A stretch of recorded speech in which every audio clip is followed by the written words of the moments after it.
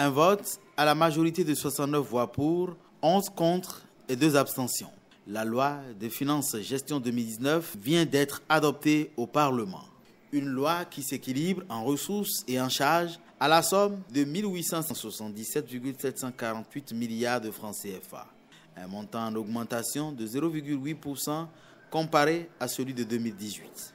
Une amélioration projetée grâce aux résultats attendus des réformes de l'administration des finances publiques et au gain des mesures fiscales insérées dans la dite loi. Avec un PIP et un projet d'investissement public de 197 projets, 2019 voudrait être, selon le gouvernement, le point culminant dans la réalisation des projets phares dans les secteurs de l'accès à l'eau potable, des infrastructures, de l'électricité, de la santé, de l'habitat et de l'environnement. L'exécutif annonce également l'augmentation des subventions aux malades du VIH-Sida, aux malades du sida, aux dialysés et des soins aux enfants souffrant de paludisme en 2019. Des annonces qu'accueille l'opposition avec beaucoup de satisfaction, tout en estimant que les priorités des Béninois se trouvent ailleurs. À quel indicateur pouvons-nous apprécier que le budget sert effectivement à la grande majorité? Les indicateurs, pour moi, sont simples. Citoyen que je suis, homme politique. Les fils et les filles de ce pays, pour être des hommes valables, utiles pour leur communauté, ont besoin de recevoir une éducation de qualité, ont besoin de recevoir des formations de qualité. Arrêtons-nous un peu à la situation de l'école. Nous passons notre temps à critiquer. Critiquer et critiquer un régime qui a décidé de faire avancer, de faire voir le Bénin autrement, de faire grandir le Bénin, de recentrer le débat de développement. C'est inconcevable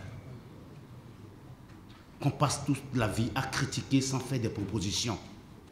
Des propositions auxquelles le gouvernement déclare être ouvert.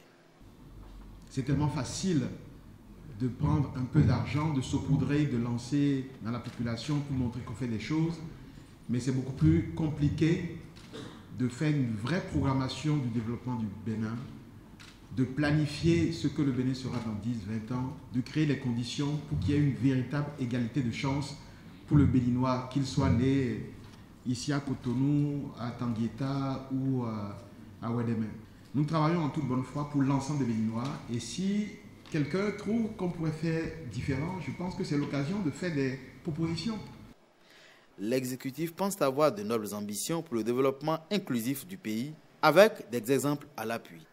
Quand nous sommes arrivés en 2016, pour 2015, le budget était de 1 milliard pour les cantines scolaires par an.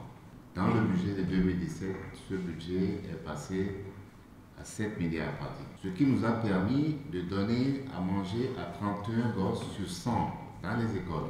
Et nous avons décidé, sur l'instruction du chef de l'État, de porter cet accès-là à un niveau plus élevé. Et donc, à cette rentrée de 2018, nous avons porté cet accès à 51%, c'est-à-dire que 51 enfants sur 100 mangent désormais dans nos écoles une fois par jour.